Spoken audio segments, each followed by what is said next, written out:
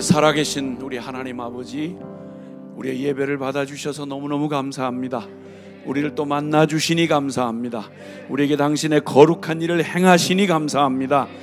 오늘 이 밤에 놀라운 역사, 주께서 친히 당신의 권능으로 그 약속하신 대로 성령님 보내셔서 사모하고 주를 기다리는 모든 영혼 안에 당신의 놀라운 기적 같은 권능을 나타내시고 우리를 고치시고 회복하시고 일으켜 세워주시고 우리를 빛나게 하시고 승리케 하실 주님을 찬양합니다. 우리 구주 예수 그리스도의 이름으로 기도하옵나이다. 아멘. 아멘. 아멘. 아멘. 아멘. 아멘. 아멘. 아멘. 우리 주님을 사랑하시는 분만 아멘 하십시다. 아멘. 이 멋진 여름, 아주 확실하게 여름다워서 너무 감사하고, 여름이 이거 겨울 같으면 이상하지 않습니까? 여름은 여름다웠고 또 겨울은 겨울다워야 하듯이 크리스찬은 크리스찬답고 믿을 바에는 믿는 거답게 믿고 하나님의 자녀라고 말하면 하나님 자녀다워야지 뭐 이것도 아니고 저것도 아닌 그냥 이상한 그런 건 정말 우리로 하여금 짜증나게 하고 어렵게 하는 것입니다. 오늘 이 무더위를 확 날려버릴 우리 주님의 멋진 일하심을 기대합니다. 할렐루야. 아멘. 우리 고린도후서 5장 13절부터 19절 말씀을 제가 한 절 읽고 여러분이 같이 한 절을 같이 읽어주시고요. 우리 방송으로 참여하신 모든 분들도 또 같이 다 성경 갖고 오셨겠지 뭐. 성경 갖고 오셨겠죠. 그래서 늘 성경을 가까이 하시고 그래서 그 성경을 직접 이렇게 친숙하게 손에 늘 할 수 있는 한 같이 가까이 하는 게 좋죠. 고린도후서 5장 13절을 제가 먼저 읽으면 그 다음 절을 여러분이 같이 합해서 합독해 주시면 그런 방법으로 교독하는 방법으로 19절까지 읽도록 하겠습니다. 제가 먼저 읽습니다. 우리가 만일 미쳤어도 하나님을 위한 것이요 정신이 온전하여도 너희를 위한 것이니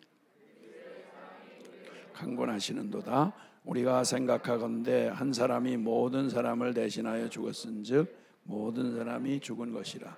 그가 모든 사람을 대신하여 죽으심은 살아있는 자들로 하여금 다시는 그들 자신을 위하여 살지 않고 오직 그들을 대신하여 죽었다가 다시 살아나신 이를 위하여 살게 하려 함이라.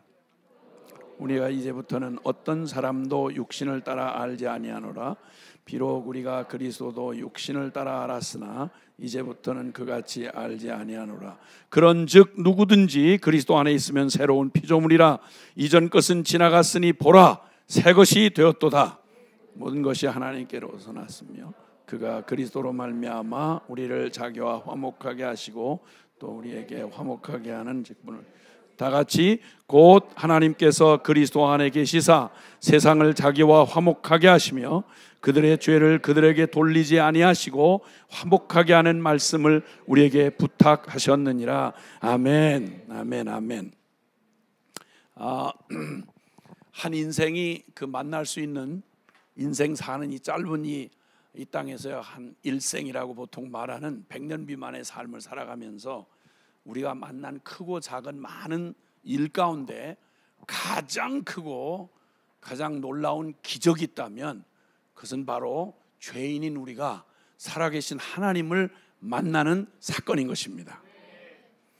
인생 일생에 가장 최악의 비극이 있다면 일평생 수많이 주어지는 그 기회를 다 요리조리 피해가면서 일생 죽기 전까지 살아계신 하나님을 만나지 못하는 비극보다 더 큰 비극은 없습니다.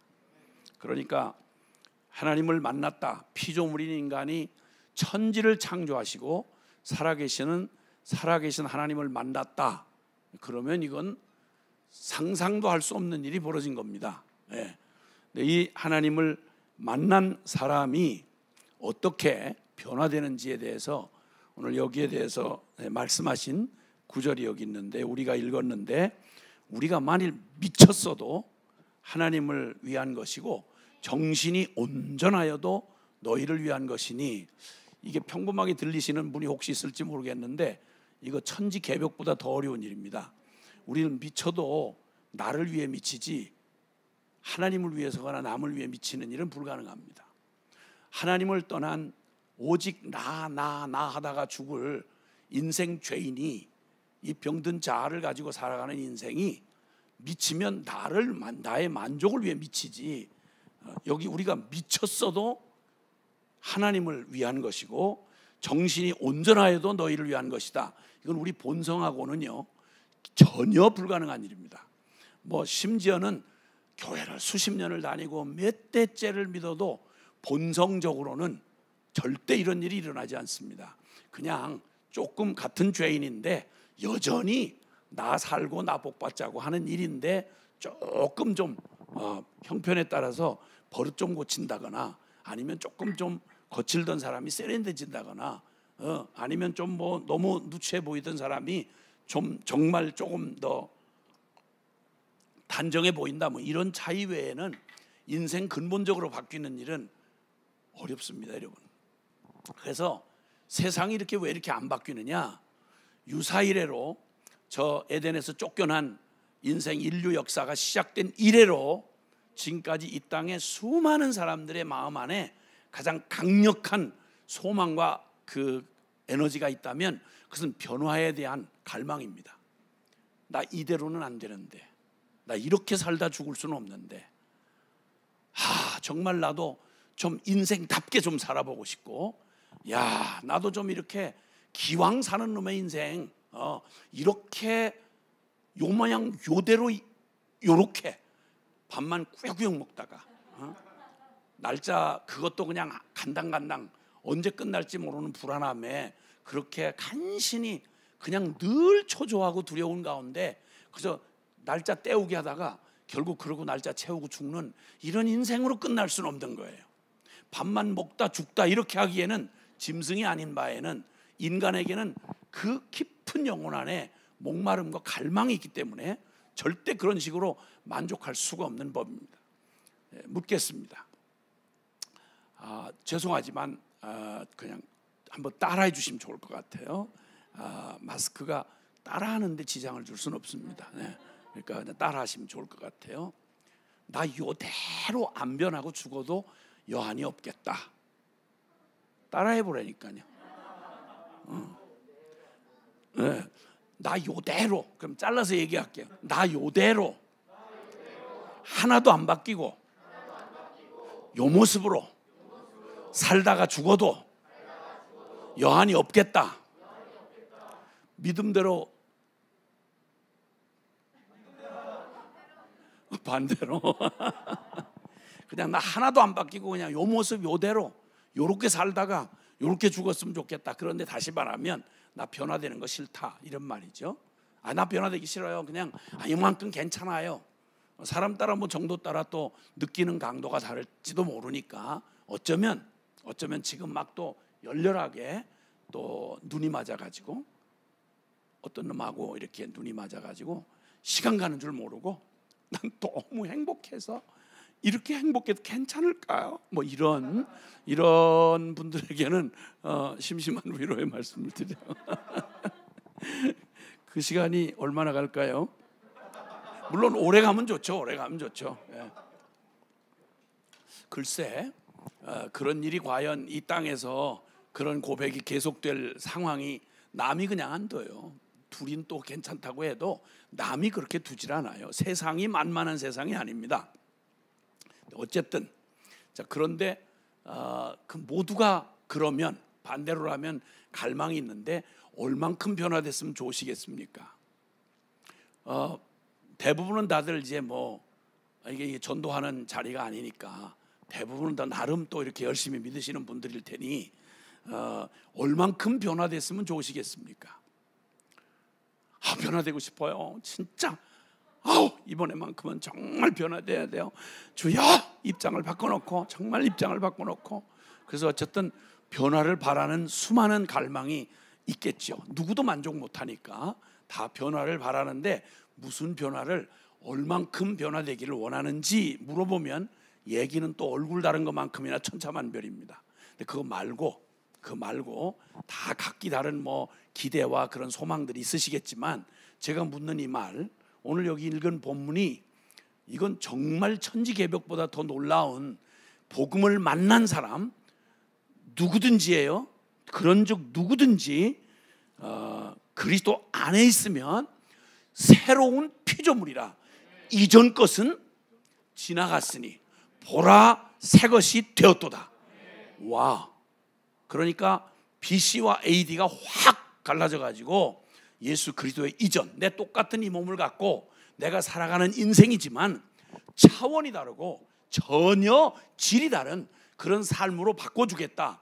누구든지예요. 누구든지 그리스도, 이 인류에 유일하게 주신 기쁜 소식, 하나님이 세상을 이처럼 사랑하셔서 하나밖에 없는 독생자 예수 그리스도를 통해 우리에게 기쁜 소식, 복된 소식을 주셨는데, 누구든지 그를 믿어서 그리스도 안에 있는 자는 새롭게, 완전히 새로 창조한 것처럼 이전 것은 지나갔으니 보라 새 것이 되었도다. 완전히 차원이 다른 삶으로 변화시켜 주겠다는 거예요. 그 변화가 어떤 변화냐? 애매모호하게 말하지 않았어요. 모든 크리스찬이 제대로 믿고 바로 복음을 만났다면 반드시 누구든지 이런 농도의, 이런 차원의 변화가 반드시 일어나게 돼 있고 그 이하는 없다는 말이에요. 이 문맥이 지금 전부 그런 거예요. 지금 13절부터 읽은 문맥이 바로 그 얘기예요. 보통은 좀 열심히 있는 분들은 구원의 확신 구절로 17절을 암송하고 있죠. 그런즉 누구든지 그리스도 안에 있으면 새로운 피조물이라. 이전 것은 지나갔으니 보라 새 것이 되었도다. 이걸 이제 구원의 확신용으로 우리가 보통 암송하고 확신하고 붙들고 있는 본문인데, 이 본문을 그 이전에 도대체 이렇게 새롭게 변화된 사람이 뭐가 그렇게 바뀌어졌다는 얘기냐라고 할 때, 여기 지금 말하는 대로 미쳤어도 하나님을 위하고 정신이 온전해도 너희를 위한 것. 그러면 이 말은 일생의 모든 사람들이 나 태어나면서 늙어 죽을 때까지 오직 나의 만족과 나의 만족과 그 행복을 추구하면서 살아가다 죽는 게 보통 모든 보편적 인류의 보편적 현상인데, 여기는 미쳤든 정신이 온전하든 자기를 추구하지 않는 거예요. 나를 구하지 않아요. 네. 그리고는 14절에 그리스도의 사랑이 우리를 강권하시는도다. 우리가 생각하는데 한 사람이 모든 사람을 대신하여 죽었은즉 모든 사람이 죽은 것이라. 그러니까 예수 그리스도가 우리 만인을 위해서 십자가에 죽었다는 말은 사실은 하나님 앞에서 모든 인간이 하나님 없이 하나님과 함께할 수 없는 죄인으로 태어나서 울어도 몸부림쳐도 갈고 닦아도 우리의 운명을 바꿀 수가 없는 본질상 진노의 자식으로 태어났던 모든 사람이 죄를 범하였음에 하나님의 영광에 이를 수 없는 운명, 멸망할 수밖에 없는, 심판받을 수밖에 없는 운명을 가지고 태어났던 사람들이, 그들 모두가 맞이할 모든 죽음을 인류를 대신하여 예수 그리스도가 한 분이 죽으셨다는 말은 모든 사람이 죽었다는 말이다. 지금 예수 그리스도의 그 십자가 보혈의 공로로 그렇게 하나님 앞에서 모든 자들이 일평생 묶여 살아야 하는 자신의 그런 운명, 이거에 대해서 하나님 심판받을 운명에 대해서 여기 그리스도 안에서 모든 사람을 대신하여 죽으셨으니, 한 사람이, 그러니까 모든 사람이 죽은 것이라. 15절, 그가 모든 사람을 대신하여 죽으심은 살아있는 자들로 하여금 다시는 그들 자신을 위하여 살지 않고 오직 그들을 대신하여 죽었다가 다시 살아나신 이를 위하여 살게 하려 함이라. 이렇게 표현한다는 거예요. 내 인생 내가 주인이고 그냥 오직 내 안에 일어나는 모든 탐욕과 그 욕구를 채우려고 헐떡이다가 죽는 게 인생인데, 이제 그런 허무한 인생의 몸짓이 끝이 나고 예수가 내 위하여 죽으신 그때 이 채워도 채울 수 없는 이 불쌍한 옛 죄인의 운명은 끝이 났고, 목말라서 헐떡이는 인생 끝났고, 이제는 오직 나 자신을 위하여 살 인생이 남아있지 아니하고 오직 나를 위하여 죽었다가 다시 살아나신 이를 위하여 살게 하려 함이라. 이렇게 변한다는 거예요. 이런 변화가 일어나면 성경에 우리가 그렇게 존경하고 은혜를 받는 아브라함 믿음하고 단 1%도 차이 나지 아니하고 완벽하게 아브라함 믿음하고 똑같은 믿음인 거예요. 그렇게 되면 다윗의 그 멋지고 역동적인 주님을 정말 그 멋진 그 현실의 뿌리를 내린 영성, 그 삶의 모든 순간 그가 고백한 것처럼 나의 힘이 되신 여호와여 내가 주를 사랑하나이다. 그는 시편 23편에서 이렇게 말하죠. 복음을 만난 그가 뭐라고 말하는 거 아니? 여호와는 나의 목자시니 내가 부족함이 없으리로다. 완전히 하나님이 나의 목자가 되시니 이제는 하나님 없던 영적 고아에서 이제는 하나님을 아버지라고 부르는 그러한 존재로 나를 바꿔놓으셨으니 여호와가 나의 목자시니 나는 결코 부족함이 없다라고 말하는 겁니다. 여러분, 이 동일한 믿음을 가진 이 다윗의 영성이 오늘 여기 새로운 피조물 된 사람들 안에 하나님이 예수 그리스도를 통해서 이런 생명을 부어해 주시는 게 바로 복음을 믿고 예수 믿고 거듭나고 하나님의 성도가 되는 변화라, 이렇게 말씀하는 거예요. 빌립보서 4장 13절에 보면 이 믿음을, 동일한 믿음을 가진 사람들의 사자후 그 외침을 뭐라고 말하는 거 아니? 그러나 내게 능력 주시는 자 안에서 내가 모든 것을 할 수 있느니라. 이게 믿음이에요. 이게 살아계신 하나님과 그가 독생자 아들을 주시기까지 우리를 사랑해서 구원해 주시는 하나님의 구원의 복음의 실체가 바로 이렇다는 거예요. 예수 믿어서 복을 받았다는 말이 이 정도라는 말이에요. 와우. 그러니까 아브라함 얘기를 들을 때마다 아브라함이라서 그런 게 아니라 나에게 저와 동일한, 저가 믿었던 그 하나님을 나도 동일하게 믿을 수 있는 근거를 주신 거예요. 다윗의 영성이 부러움이 아니고 멀리 바라볼 영성이 아니라 그리스도 예수 안에서, 복음 안에서 나도 다윗처럼 역동적으로 살아갈 수 있는 그런 새 생명을 주셨다는 말이에요. 할렐루야.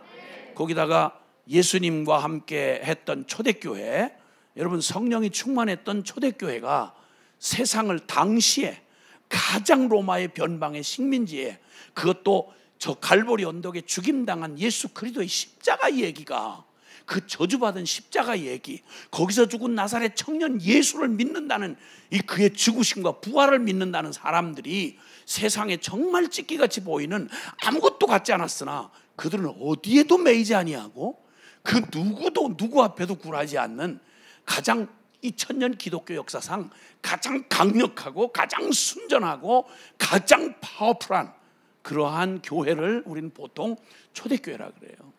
그 초대교회는 바로 우리가 믿는 더도 덜도 아닌 동일한 복음을, 예수 그리스도의 십자가와 부활의 이 복음을 믿는 믿음 안에서 우리가 가지고 있는 거 거의 못 가졌어요.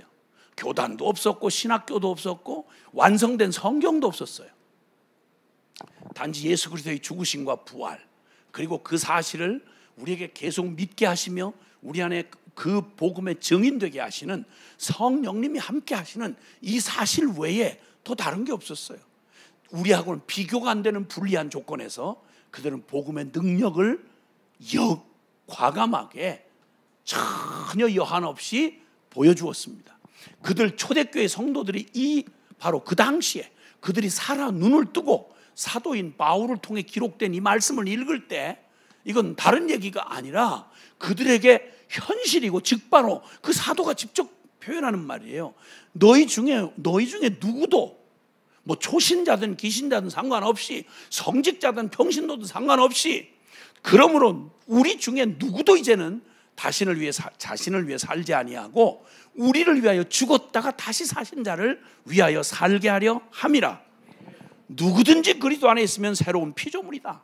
하나님과 원수되었던 우리가 하나님과 화평케 되었고, 이렇게 하나님과 원수였던 우리가 하나님을 아버지라고 부르며 하나님의 영원한 사랑의 기쁨의 교제 대상이 되고, 그리고 뿐만 아니라 누구든지 이 복음 안에서 그렇게 거듭나고 이 생명을 받은 사람들은 이 하나님의 이 화목케 하는 직분과 화목케 하는 말씀을 주사 세상과 하나님 사이를 화목하게 하는 이렇게 복음의 제사장 직분을 받게 되었다라고 이렇게 선언하시는 겁니다. 자, 그래서 다시 이제 첫 번째 질문으로 돌아갑니다. 여러분 이번 수련회를 통해서 늘 뭐 좋은 말씀들 많이 듣고 이렇게 하셨을 텐데 한번 진짜 속내를 한번 묻고 싶은 거예요. 여러분 이렇게 변해도 괜찮을까요? 그런 얘기예요? 나 진짜 난 그렇게까지는 생각 안 하고요. 바울 사도를 바울 사도처럼 된다고요? 나 싫어. 난 진짜 난 싫어요. 정말 그렇게까지 변하고 싶진 않아요. 그리고 미친다고요? 다 그렇게까지는 싫어요. 정신이 온전해도 내 목 안 챙기고 남을 위해서 뭐 정신이 온전하다고요? 그럼 나는 뭐예요? 그러면 나 싫어요. 진짜 그렇게까지는 변하고 싶지 않아요. 나는 평신도예요. 평신도. 선교사요? 무슨 얘기예요 그건? 무슨 얘기예요? 우리 집은 그런 집이 아니에요. 내가 얘들을 어떻게 키웠는데 선교사가 뭐예요? 선교사가 얘 지금 어떻게 내가 쎄 빠지게 키웠는데 선교사라니 그 아무나 하는 거예요. 선교사가 재수없이 끌려간 사람만 하는 거지. 고맙죠. 선교사님들이 우리에게 안 오셨으면 어떻게 우리가 예수를 믿었겠어요. 그러나 나보고 선교사 되라는 건 노 땡큐. 그건 특별한 은사를 받으신 분들이에요. 우리 가문에서는 그런 사람 나올 거 꿈도 꾸지 마세요. 혹시 이런 마음을 은근히 속에다 품고 계시는 세련된 성도님들 혹시 안 계신가?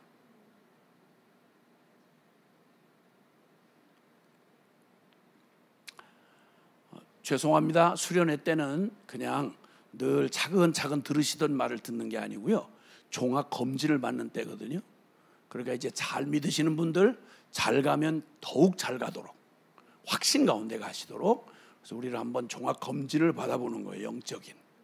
만약에 그게 아니고 아슬아슬 줄타기 한다고 생각하고 서커스 하고 계시는 분들은 서커스 할 게 따로 있지 신앙을 서커스 한다 이게 말이 안 되는 얘기예요.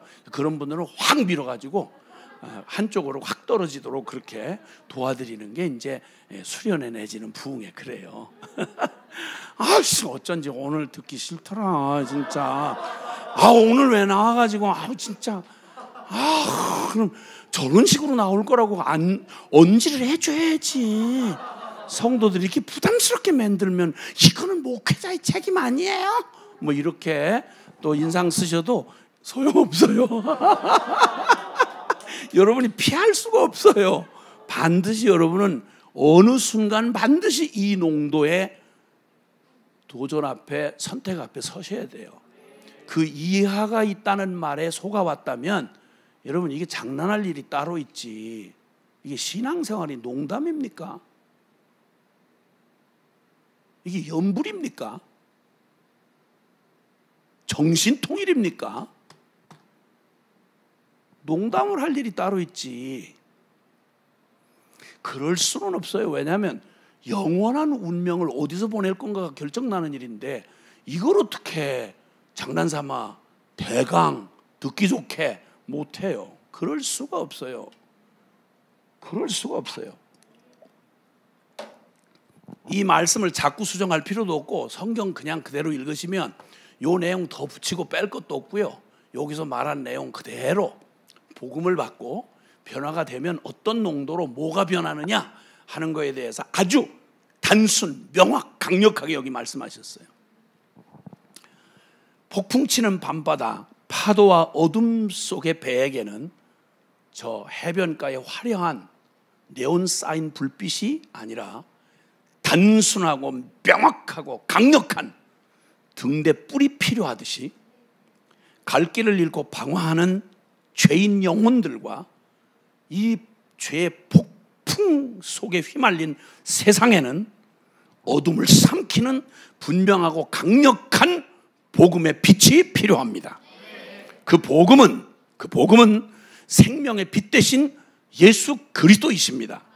요한복음 1장 4절 이하에 주님 말씀합니다. 그 안에 생명이 있었는데, 예수 그리스도 안에 생명이 있었는데, 요한복음 1장 1절부터는 그 유명한 말씀 잘 아시죠? 태초에 말씀이 계셨다. 그 말씀이 하나님과 함께 하셨는데 그가 곧 하나님이셨다. 로고스이신 바로 하나님이신 예수 그리스도.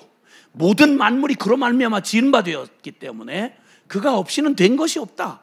그런데 그분은 하나님이신데 제2위 성자이신 로고스이신 예수 그리스도는 우리에게 복음이 되어 우리에게 오실 때 그분 안에 생명이 있었다. 그 생명은 사람들에게 생명을 주는, 그분 안에 빛이 있었는데 그 빛은 생명을 주시는 바로 이 세상에 생명을 주시는 바로 그 빛이었다. 세상이 어둠이었는데 캄캄한 죄의 어둠 가운데 거기에 갈 길을 잃어 방황하는 영혼들에게 생명과 같이 빛이 되어 생명을 주러 오신 분이 바로 예수 그리스도였다. 복음은 바로 예수 그리스도이시고요. 그리고 그 예수 그리스도가 무엇을 했기에 우리에게 복음이 되느냐? 긴 말장난할 이유가 없습니다. 예수 그리스도가 고린도전서 15장 3절 4절에 그가 성경대로, 이 성경 전부가 창세 이후로부터 에덴에서 쫓겨난 저주받은 죄인들, 아담의 자식들의 역사가 이어지는 그 첫 순간부터 여자의 후손으로 오셔서 세상 죄를 지고 가는 어린 양으로 계시되어 오시다가 그가 성경대로 우리 죄를 위하여 십자가에 죽으시고 죽은 지 사흘 만에 장사 지낸 바 되었다가 성경대로 사흘 만에 다시 살아나셨다. 이걸 초등학생도 못 알아들을 말이 아닐 텐데, 이거 오래 신앙생활을 그렇게 오래 하고도 도대체 기독교인이라는 말이 뭘 믿는다는 말인지, 도대체 이 얘기가 나하고 무슨 상관인지 전혀 개념이 없는 진짜 많은 예배당 안에 있는 사람들을 제가 거의 40년 가까이를 복음 전도자로, 궁금할 사람이 별로 없을 만큼 전 세계를 돌아다니면서 사람들을 만나고 제가 경악을 한 거예요. 아니 아무리 그래도 어디 가서 슈퍼마켓을 가도 뭘 사러 갈지를 결정하고 가서 자기 원하는 품목이 있는지 찾을 거 아니에요. 가면은 가는데 목적이 있을 거 아니에요. 예배당을 그 수없이 그렇게 드나들면서 뭘 믿는지, 왜 믿는지, 그래서 결국은 어떻게 되겠다는지 개념이 전혀 없어요. 그냥 종교적인 위안, 그냥 만족, 그냥 어떻게 이렇게 하고 전혀. 그 말은 다 사도신경 신앙 고백도 하고 찬송가도 따라 부르는데 의미를 콕 찍어서 물으면, 난 또 훈련 사역을 몇십 년 해온 사람이라 난 그냥 막 감동받았다 울고 막 불고 이런 사람들한테 안 속아요. 사람을 훈련해 보면 그러면 이렇게 딱 보면 굳이 연구할 것도 없어요. 자기 자신을 속일 수가 없고 자기 속내를 그대로 드러내거든요. 근데 진짜 그렇게도 똑똑하신 분들이, 어쩌면 그렇게도 영악하신 분들이, 아니 도대체 이 엄청난 데 영원한 운명이 걸려있는 역사의 유일무이하게 우리에게 하나님이 세상을 이처럼 사랑하사 단 하나의 복음을, 우리의 운명이 걸린 복음을 주셨다는데 그 복음이 도대체 나하고 무슨 상관인지, 그게 왜 나한테 필요한지, 아니 이 고민을, 다른 고민은 다 그만두더라도 이거만큼은 확실히 했어야 될 터인데 그걸 안 하는 분들이 있더라 이 말입니다. 그러므로 그 복음을 만약에 말입니다, 지금 뭐 여러 가지 많은 고민들을 하고 대안들을 세우고 뭐 문제를 진단하고 그러지만요, 대답은 굉장히 간단한 데 있다고 생각해요. 저는 이 복음을 제대로만 만나면, 성경이 말하는 이 복음을 제대로만 생명으로 만나면 분명하게 예수님이 오신 사건이 BC와 AD를 나눴잖아요. 역사를 예수 그리스도 이전과 이후로 나눴단 말입니다. 역사가 분수령으로 갈라졌다니까. 기원 전과 기원 후로 한 개인의 인생에도 딱 주님이 개입하시면, 우리가 그분을 복음을 제대로 받고 믿었다면 그럼 우리는 완전히 생명, 존재 자체가 거듭난 생명이라고 말을 해요. 예수 믿었다는 말을 거듭났다 그래요. 다시 태어났다 이 말, 본어게인 했다 이 말입니다. 예. 그리고 육을 따라 살던 사람이 육의 감정과 그 탐욕과 그 정욕 익숙한 이걸 따라서 육을 따라 살아가던 사람이 영의 기능을 전혀 발휘하지 못한 채 그러고 살아가던 사람이 육을 따라가던 사람이 영을 따라가는 영에 속한 삶으로 바뀐다 이 말입니다. 그리고 또 되나게나 내가 주인 되어 살아가던 사람이 예수 그리스도를 주인으로 삼고 그분을 따라가는 예수 그리스도의 제자가 된다 이 말입니다. 자, 이런 놀라운 변화, 복음을 만나고 그 복음에 합당한 변화가 반드시 일어날 수밖에 없고 또 그 변화가 우리에게 변화를 가져오면 상황 조건 정도의 변화가 아니고요, 우리의 존재가 바뀌는 거예요. 사람 존재가 바뀌는 거예요. 그러면 여러분, 세상은 가만히 있어도요, 내가 바뀌어버리면 세상이 다 바뀌어 보여요. 문제는 세상이 바뀌는 데에 문제가 있는 게 아니라 그 세상 속에 살아가는 내가 바뀌어야 되는 거예요. 엄밀하게 말하면 바다에 빠져 죽는 이유는 바다가 깊어서 죽었다기보다는 수영할 실력이 없어 빠져 죽었다는 말이 훨씬 과학적으로 맞는 말이에요. 그렇죠? 죄송해요. 너무 험한 얘기를 해서 죽은 걸 어떻게 죽었다 그러지 어떡하냐 말이야. 그러니까 바다에 빠져 죽은 원인을 생각할 때 그저 멀쩡한 사람이 빠져 죽었다 그러면 바다가 깊어서 죽었어요. 나는 바다가 너무 깊어서 죽었어요. 조금만 덜 깊었더라면 살을 수 있었을 텐데, 이렇게 말하는 건 모순이에요. 정확하게 말하면 수영할 실력이 없어서, 깊이가 얼마냐가 문제가 아니라 수영할 실력만 있으면 살아남잖아요. 그렇죠? 세상이 악해서 뭐 그렇다. 빛은 어둠을 탓하지 않아요. 빛은 어둠을 만나면 발길을, 같은 촉수라도 발길을 더하는 법이에요. 그러면 세상이 뭐 어떠냐 이게 아니라 세상에 내가 치여서, 세상에 휩쓸려서 세상을 이길 만한 능력이 없어 그냥 쓸려가는 것 뿐이지, 내가 바뀌고 내가 만약에 그걸 거스를 만한 능력이 있다면 세상 탓 안 하는 거예요. 그렇듯이 자, 이제 하나님께서 우리에게 주신 이 복음을 통해서 무엇을 주기를 원하시나, 우리에게 뭐가 필요한 죄인들인가 라고 하는 아주 원초적인 질문이죠. 무슨 변화가 필요한가? 다시 말하면 무슨 구원이 필요한가? 교회는 무슨 구원을 주려고 이 복음을, 하나님이 주신 이 복음을 지금도 전하고 있으며 이 세상 한복판에 존재하는가? 단 긴 말 하지 말고요, 그냥 얘기할 때 예수 그리스도가 이 땅에 복음이 되어 이제 오셨어. 그 예수님의 한 인생과 이렇게 만나면, 여러분 한 사람 한 사람과 이렇게 만난다면 어떤 변화가 일어난다고 주님이 말씀하셨느냐? 우리 지금 얘기한 대로 본문 앞에서 얘기한 것처럼 우리에게 다른 어떤 많은 필요들을 따라서 우리를 사랑하시니까 좋은 걸로 다 바꿔주시겠지만, 그 모든 걸 다 바꿔줘도 이것 안 바뀌면 아무 소용이 없는 가장 본질 말이죠. 하나님이 말씀하신 성경대로 하자면, 네가 온 천하를 다 얻고도 네 목숨 하나를 잃어버리면 무슨 소용이 있겠냐? 그렇죠? 세상 내가 원하는 소원 다 얻었다 쳐. 근데 내 목숨 하나 잃어버리면 무슨 소용이 있겠냐 말이에요. 그러니까 아무리 좋은 내가 원하는 그런 환경과 조건을 다 갖췄다고 해도 내가 안 바뀌면, 내가 요 모양 요대로 안 바뀌면 그걸 누릴 수가 없잖아요. 그러니까 사실 가장 중요한 건 다른 게 아니라, 예수님이 오셔서 한 죄인인 인생을 만나면 어떤 결과, 예수님을 나 믿었어요, 나 예수님 만났어요, 이렇게 될 때 어떤 결과가 올 거라고 주님이 말씀하셨느냐?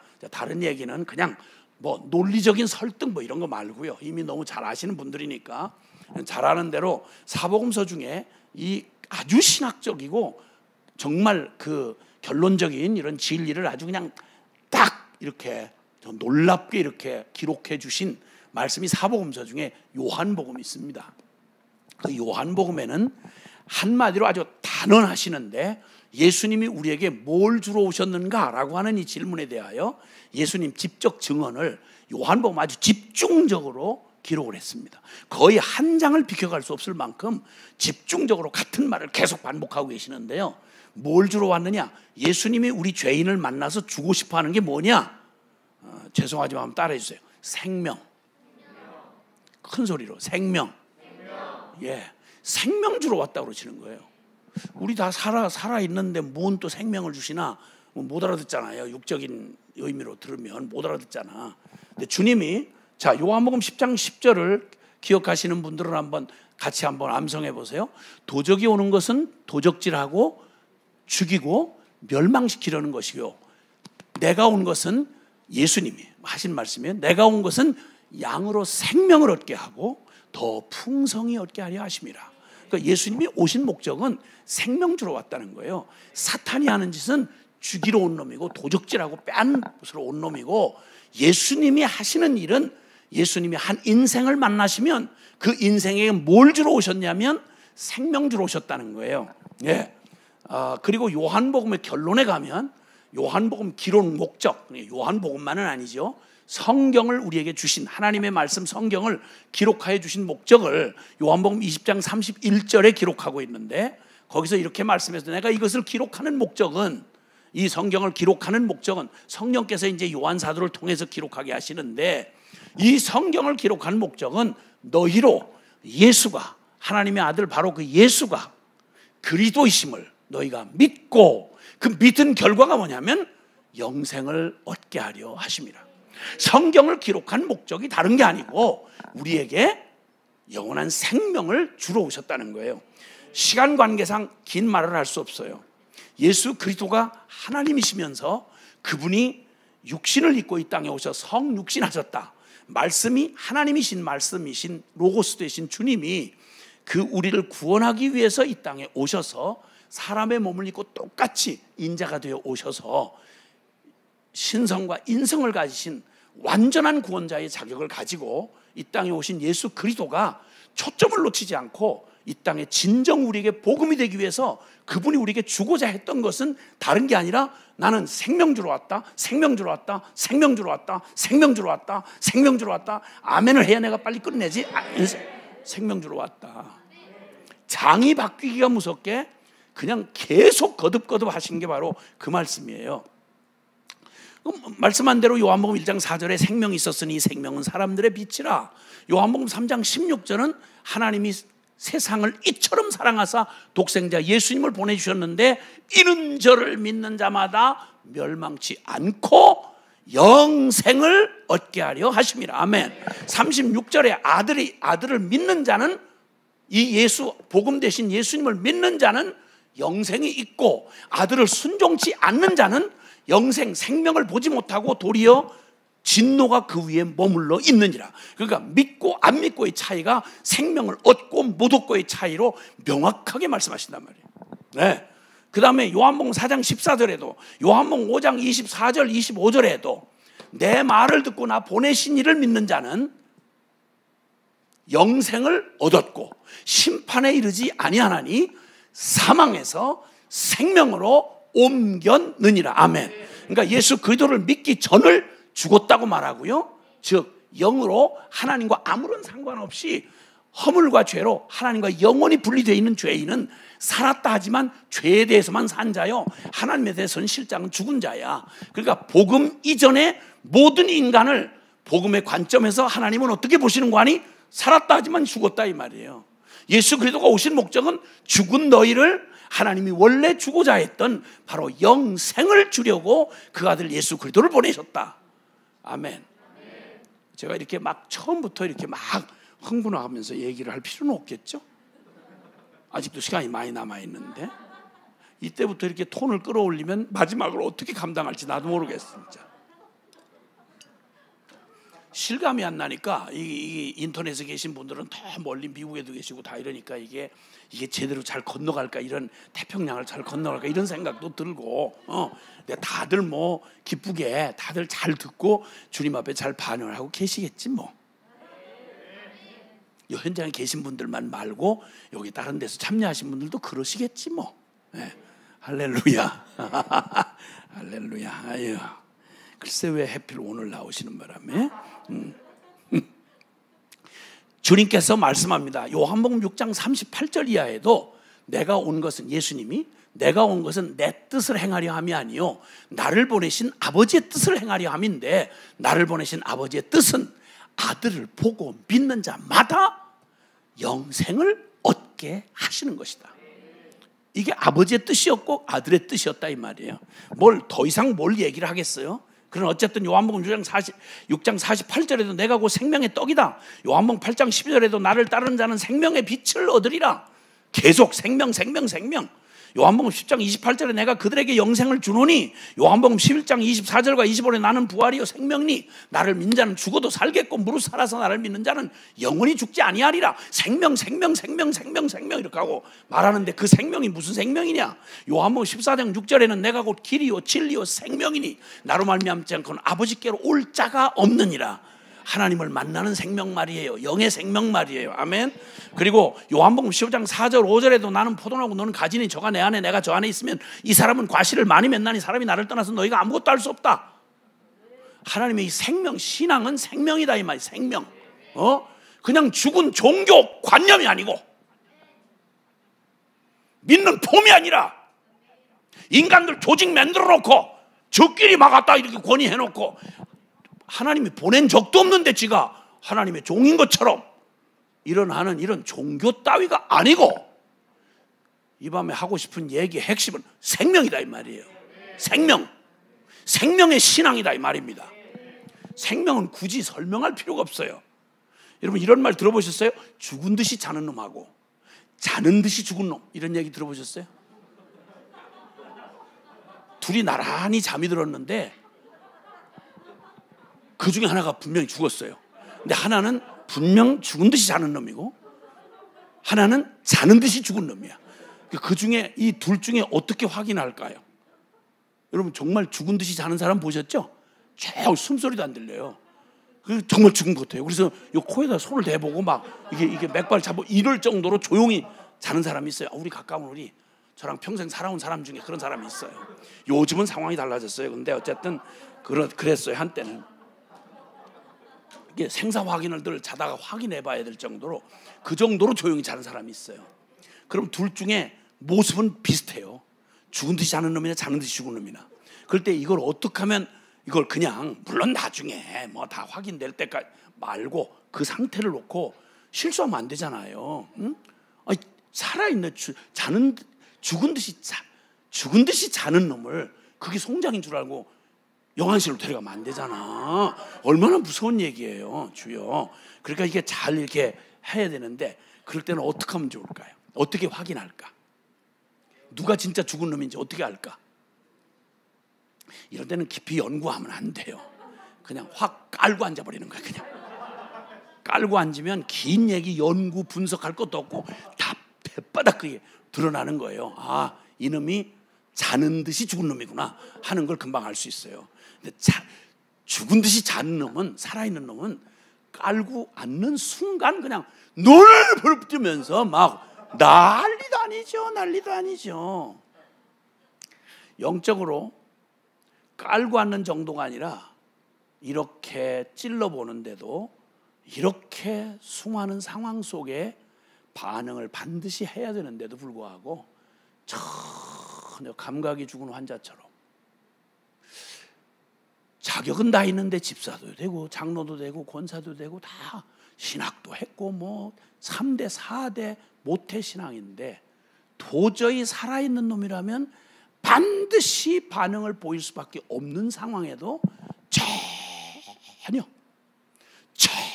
전혀 반응을 할 줄도 모르고 할 필요도 없는, 이러면 굳이 변명하고 연구할 필요 없어요. 그러면 호적부터 확인해 보는 게 좋아요.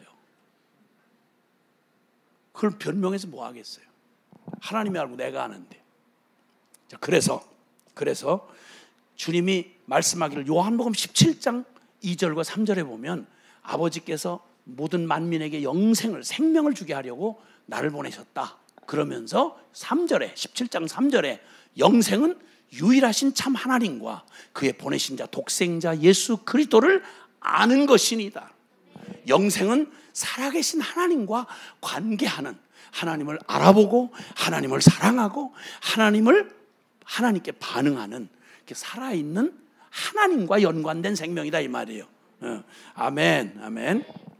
자, 이렇게 해서 예수님이 뭐하러 오셨느냐? 나는 생명주로 왔다. 아주 이렇게도 분명하게 요한복음 전체를 통해서 말씀하시고 성경의 결론이 그 얘기예요. 자, 그러면 주님 앞에서 이 생명을 주러 오는데 이 생명이 무슨 생명인고 하니 성경이 말하는 이 생명은요, 그냥 애매모호하게 둘러 말하고 말장난할 수 없도록 명확해요. 아주 명확해요. 바로 예수 그리스도의 생명을 주러 오셨다는 거예요. 아멘. 예. 그래서 주님이 나와 함께 죽어야 될 나와 함께 연합하셔서 함께 내 이름표 달고 내 죄값으로 하나님의 버림받아 죽으시고 저 사흘 만에 그 무덤에서 다시 부활하셔서 우리가 침례를 받는다, 세례를 받는다 말할 때 그때 그 의미가 뭐라고 로마서 6장 3절 4절이 말해주느냐면, 로마서 6장 3절 4절은 이렇게 우리에게 말해줘요. 너희가 무슨 의미를 가지고 알고 무슨 의미로 알고 너희가 침례 내지 세례를 받았냐, 이런 얘기하는 거예요. 자, 6장 3절에 보면 무릇 그리스도 예수와 합하여 세례를 침례를 받은 우리는 그의 죽으심과 합하여 세례를 침례를 받은 줄을 알지 못하느냐? 너희가 믿는다는 고백을 뭘 믿어가지고 고백을 한 거야? 보통 물 아래 잠기잖아요. 약식 세례를 한다고 해도 그 의미는 똑같아요. 물에 잠긴다, 이건 죽음을 말해요.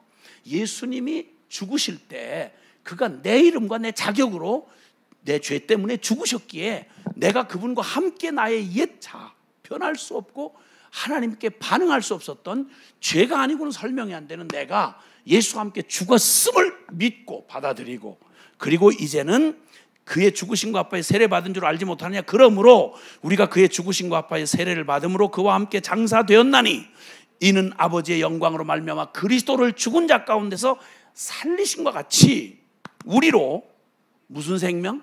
새 생명 가운데 행하게 하려 함이라.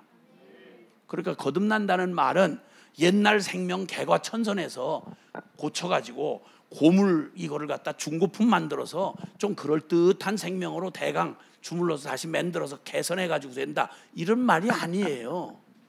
이런 말이 아니에요. 문장 그대로 함께. 그러니까 그 말을 제대로 또 못 알아들었을까 봐 여기 6절 7절에는 말씀하잖아요. 우리가 알거니와 우리 옛사람이, 예수와 상관없이 내가 주인 되어 살아왔던 나의 옛 병든 자아의 옛사람이 예수와 함께 십자가에 못 박힌 것은 죄의 몸이 죽어 다시는 우리가 죄에게 종노릇하지 아니하려 함이니 이는 죽은 자가 죄에서 벗어나 의롭다 하심을 얻었음이니라.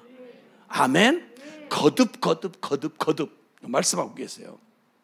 그러니까 간단히 말하자면 예수님이 오셔서 우리 죄인들인 저와 여러분 한 사람 한 사람을 위해서 그분이 이루신 일이 바로 뭐냐면, 나는 생명 주러 왔다. 근데 이 생명을 주려니까 우리의 허물과 죄로 죽었던 우리 영혼이 죽고 하나님 앞에 반역적인 죄인으로 존재적 죄인일 수밖에 없었던 우리의 옛사람은 고쳐지거나 개선되지 않아요. 그래서 우리의 옛사람이 예수와 함께 십자가에 못 박힌 것은 죄의 몸이 죽어야 죄에서 벗어나 의롭다함을 얻을 수 있다, 이 말이에요.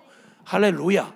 주님이 그렇게 하셔서 생명 주러 오셨다, 이렇게 말씀하세요. 그러니까 그리스도가 우리에게 주어진 새 생명을 거듭난 생명이라고 말하고요, 그러니까 다시 태어난, 영으로 다시 태어난 생명이라고 말하고, 존재 자체가 바뀐 걸 말해요. 그리고 골로새서 1장 28절에 보면 모든 교회가 하는 목회 사역의 목표, 선교의 목적, 이게 정확히 표시되어 있어요. 대강교인, 괜찮은 기독교인 이런 게 아니고요. 명확하게 성경은 명확하게 나와 있어요.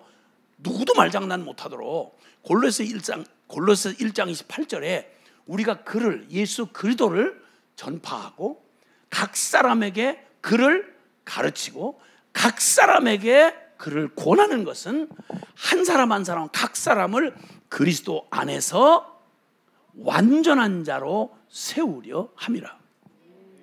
아멘. 이게 목적이에요. 그리스도 안에 완전한 자로 세우려 함이라. 즉 그리스도가 전무가 된 사람으로 세우려 함이라. 옛사람 나에 대해서 죽고 이제는 하나님에 대해서 산 자. 그리고 더군다나 갈라디아서 2장 20절은 죄송하지만 따라해 주시길 바라요.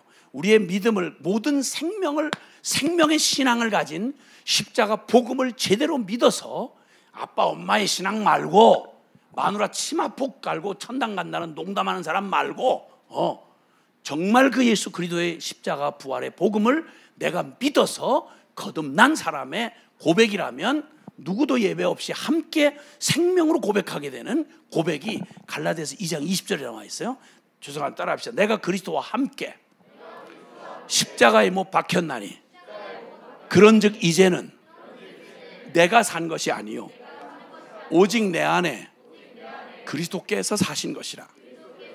이제 내가 육체 가운데 사는 것은 나를 사랑하사 나를 위하여 자기 자신을 버리신 하나님의 아들을 믿는 믿음 안에서 사는 것이다. 아멘? 아멘? 네, 이 고백이에요. 이 고백을 하도록 주님이 우리를 부르신 거예요. 그러니까 주님이 이렇게 우리에게 이 존재의 변화, 생명과 이 존재가 변하지 않고는, 주님께서 요한복음 3장 3절에 그 당시에 예수님 이 땅에 오셨던 바로 그 당시에 유대인 중에 유대인이고, 그리고 아주 신실한 성경 최고의 랍비 선생님이었어요. 그리고 바리새인 지도자였어요. 그 사람이 안 되면 나머지 유대인은 안 된다는 얘기야. 이 사람이 예수님을 보고 그리고 충격을 받아요. 아, 나는 하나님의 관에서 말하는데 저 청년처럼 보이는 저 예수, 나사렛 예수는, 나는 그냥 그렇게 쉽게 말하면 보지 못하고 듣고 관에서 말한다면 그는 그를 말하는구나. 충격이 돼서 몰래 밤에 찾아왔다가 주님과 대화한 장면이 요한복음 3장에 나타나요. 3장에서 이 니고데모가 예수님을 인정하면서 다들 배척하고 이단이라고 막 이러는데, 니고데모는 진지한 사람이에요. 그래서 선생이요, 당신께서 하늘로서 오시지 않았다면 당신을 통해 나타나는 표적은 일어날 수가 없습니다. 당신 진짜 하나님의 사람입니다. 이렇게 쉽게 말하면 예수님을 인정하면서 얘기를 한 거죠. 주님이 대바닥 과정도 없이 그냥 3장 3절에 곧바로 대답을 하시는데, 내가 진실로 내게 이르노니 사람이 다시 태어나지 않으면, 거듭나지 않으면 하나님 나라, 네가 지금 얘기하는데 하나님 나라를 볼 수도 없느니라. 들어가는 건 그만 놓고 볼 수도 없느니라. 너무 충격적인 얘기를 하니까 니고데모가, 점잖은 니고데모, 너무 어처구니가 없으니까, 그럼 나같이 평생을 살았는데 이거 헛거라 그러면 나같이 사람이 늙으면 어머니 뱃속에 들어갔다 나옵니까? 뭐 이런 식으로 대화 분위기가 아주 이상하게 흘러갔어요. 근데 주님이 물러서질 않으시고 5절에 내가 너에게 분명히 얘기를 하는데 사람이 물과 성령으로 거듭나지 않고는 하늘나라 들어갈 수가 없다. 육으로 난 건 육이요, 1000번만 다시 태어나도 육으로 난 건 육이야. 내가 너에게 다시 태어난다는 말은 내가 부정모혈로 육체를 따라 내 부모에게서 난 그런 사람 말고 영으로 태어나는, 영과 진리로 태어나는, 하늘로부터 나는 그런 새로운, 전혀 다른 새로운 출생이 이루어지지 않으면, 거듭난 본 어게인이 되지 않는다면 너는 하나님 나라를 들어가는 건 그만두고 구경도 할 수가 없다. 도저히 못 알아듣는 니고데모가 야단을 먹죠. 어떻게 그런 일이 있을 수 있느냐고, 어떻게 그렇게 영으로 태어난 일이 가능하냐, 넌 성경 선생이라면 이런 거 알지 못하느냐. 야단을 그냥 아주 대바닥 먹었어요. 니고데모 같은 진지하고 수준 높은 분이 야단을 먹으면 여러분은 더욱 막아야죠. 밥만 많이 먹고 아는 건 별로 없고 쓸데없는 것만 많이 알고 진짜 알아야 되는 건 모르고, 그럼 많이 맞아야죠. 많이 야단을 맞아야죠. 야단을. 주여. 여러분이 그렇다는 게 아니라 그런 사람도 있을 수 있다는 거예요. 근데 어쨌든 그렇게 주님이 말씀하시고 분명하게 아주 정확한 기준을 말씀하시는 거예요. 왜 이런 얘기를 하실까요? 성경은 예수님이 갑자기 그런 얘기를 하신 게 아니고 구약의 가장 핵심되는 사건이 출애굽 사건이죠. 그렇죠?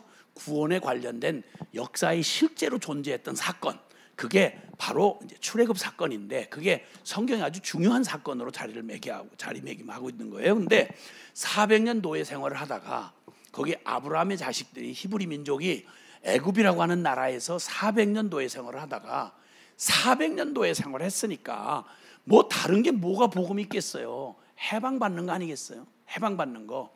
그 제발 우리의 이 고통을 돌아보사 아브라함에게 했던 언약을 기억하시고 우리를 좀 구원해 달라고. 그래서 진짜 주님이 10가지 재앙으로 그냥 당대의 이집트 제국을 그냥 완전히 박살을 내시고, 그리고 큰 권능으로 홍해바다 건너는 것까지 해서 6월절을 지나고 10가지 재앙과 구원을 뭐 확실하게 도장 찍고, 그리고 구원 받았잖아요.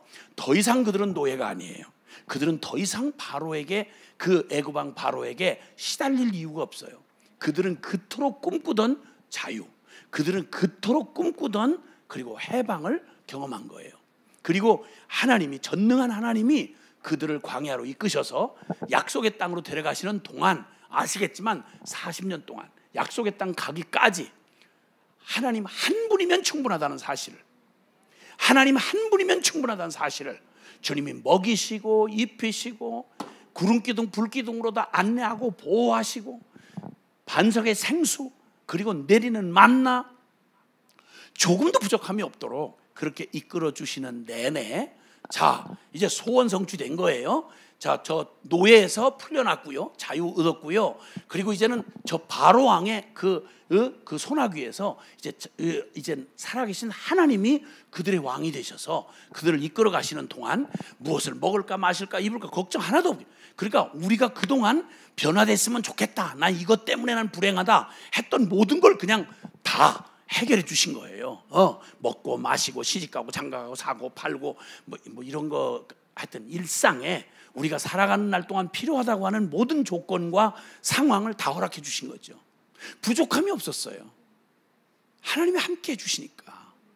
그런데 비로소 모든 필요가 해결되고 나니까 이 환경과 조건 때문에 불행한 줄 알았던 그들이 이 어마어마한 구원을 받고 환경과 조건이 해결되고 난 다음 광야에서 홍해바다를 건너자마자 그때로부터 시작해서 40년이 지나가기까지 40년 동안 그토록 신실하게 그 약속을 지켜주시고 그들을 보호해 주시며 인도해 주시는 하나님하고 살아가는 날 동안, 여기 여러분 모세오경이라고 하는 성경 대부분이 출애굽기 이후 나중에 뭐 여호수아서까지죠. 말로 하자면 신명기 그리고 여호수아까지 가나안 땅 들어가는 바로 그때까지 이들이 보인 태도가 뭐냐면, 한 번도, 결론부터 말씀드리자면 20세 이상 남자 중에, 그래서 숫자를 계수해 가지고 대강 60만 명이에요. 20세 이상의 남자만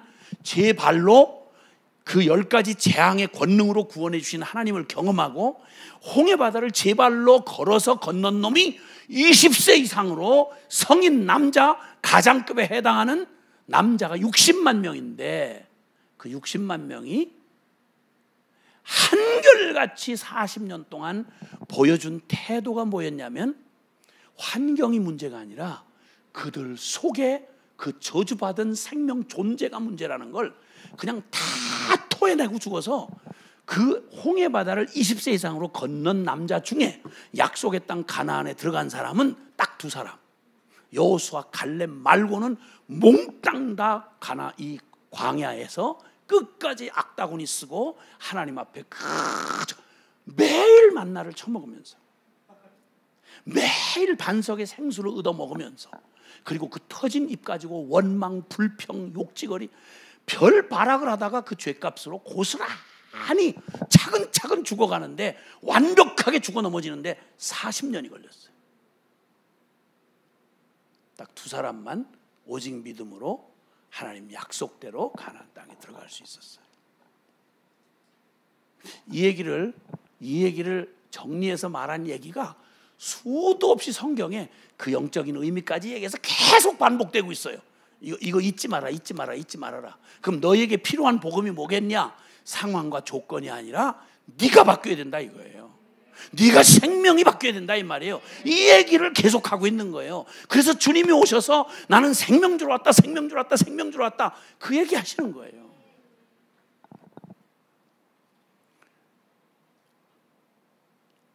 그 기가 막힌 운명 가운데 그 신명기 8장 2절 3절에 가보면 40년 광야 생활이 거의 마쳐질 즈음 약속의 땅을 앞에다 바라봐 놓고 마지막 유언처럼 하는 게 신명기예요. 근데 신명기에 꼭 결론 같은 얘기를 여러 군데 말씀했는데, 너희가 이 광야 40년 동안 너희를 이 광야로 이끌면서 너희를 줄이고 목마르게 하시고 만나를 먹이시고 이렇게 하신 이유는 하나님이 몰라서 그런 게 아니라 너희 스스로가 뭐가 필요한 존재인지, 너희의 심령이, 너희 중심이 하나님의 말씀을 순종하는지 안 하는지 알게 하려 하심이라. 그러니까 너희의 심령, 마음 중심이 얼마나 썩고 부패하고 존재적 죄인인지를, 그 구원을 받지 않고는 절대 너희에게는 희망이 없다는 사실을, 애굽에 있기 때문에 불행한 게 아니라 애굽에서 끄집어내도 광야에서 그 기적에 파묻혀 죽을 만큼 기적의 사랑을 받으면서도 주님 앞에 악다구니를 쓰다가 그러고 죽어요. 그리고 살아서 들어간 가나안 땅에 들어간 그 후손들도 사사기를 만들잖아요. 사사기, 역사의 가장 암울했던 시간들, 그 놀라운 선물로 주어진 약속의 땅을, 거기를 들어가서 거기에 있던 원주민보다 더 악랄하게 심판받아 죽었던 가나안 원주민보다 훨씬 못하지 않게 주여 주여 하는 자들이 하나님 이름 짓밟고 타락하고 영적인 암흑 시대를 맞이하게 했던 게 바로 사사시대의 주인공들, 그게 바로 출애굽한 이스라엘 자손들이란 말이에요. 시편 78편은 그래서 말씀을 해주기를 5절에서 8절까지 보면, 너희는 너희 자손은 자손에게, 자손은 자손에게, 자손은 자손에게 이루고 또 이루고 일러서 여호와와 그의 행하신 일을 계속 가르쳐라. 딴 거 뭐 대학 보내고 어디 보내, 그건 말 안 해도 너희 잘하니까, 열심히 하니까. 그러나 너희 목숨 걸린 일인 줄 알고 너희 자식들에게 이것 떠나면 죽는 줄 알고 여호와와 그의 행하신 일을 또 그 자손에게, 자손은 자손에게 신앙교육, 요즘 말로 말하면 신앙교육 똑바로 시켜라. 목숨 걸고 생명 걸고 신앙교육 시켜라. 그렇게 하는 이유는 목이 곧고 패역하여 너희 망에 엎어진 너희 조상들과 같이 되지 않게 하려거든 그렇게 하라는 거예요. 죄송하지만 묻겠습니다. 여러분 자녀들은 지금 영적 생활은 안녕하십니까? 다들 대학 잘 보내셨을 테고 그래도 먹고 살 대비는 잘하게 하셨을 텐데, 그건 뒤처지면 큰일 나는 줄 알고. 그런데 내 아이가 신앙이 없는 문제에 대해서 물론 억지로 할 수는 없어요. 진짜 억지로 할 수 없어서 그렇게 됐을까요? 뭘 얻으셨죠? 우리 아이? 성경이 말하는 복음을 만난, 그들의 삶에 예수님을 생명으로 만난 그런 자녀들인가요? 대한민국 사람 전 세계에 많이 흩어져 계시는데, 제가 가는 데마다 가슴 아픈 얘기지만 그랬죠. 뭐 우리 열심들 대단하잖아요. 나 하나 희생해서 내 자식만큼은 이 끔찍한 이거 제발 벗어나서 성공시키고 싶다. 그래서 그 외국에서 그 어려운 그런 명문 대학 보내고 싶어서 그 야단들 하시는 이 열정은 뭐 도대체 뭐 설명할 필요가 없어요. 그런데 그렇게 해서 그렇게 성공을 해서 좋은 학교 보냈으면 그걸로 어떻게 나쁘다고 하겠어요? 그럼 그게 그렇게 중요할 양이면,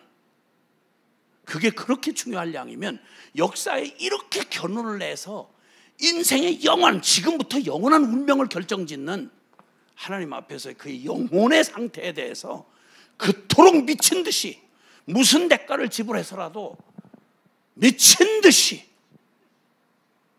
그걸 얻기를 그렇게 원하셨으면 이 복음을 가지고 그 아이의 영혼에 대해서 믿고 안 믿는 건 뭐 부모가 억지로 할 수는 없어요. 적어도 하나님 앞에서 다른 일을 하는 비중만큼 그렇게 그 자녀에게 신앙의 유산을 남겨주고 싶어서 하나님의 말씀과 이 복음을 전하려고 하는 일을 그만하면 충분히 했다고 하실 수 있겠습니까? 제가 이렇게 묻곤 하죠. 여러분, 우리는 무엇을 얻고 무엇을 잃었습니까? 우리는 무엇을 얻고 무엇을 잃었습니까? 아이비리그 들어갔다고요? 고마운 얘기죠. 근데 그 아이 신앙은 안녕하십니까? 그 아이 비전은 어떻습니까? 톡 까놓고 말해서 죄송해요. 그럼 누군가는 이 말을 한 번쯤은 해야 되기 때문에 제가 그 역을 맡죠 뭐.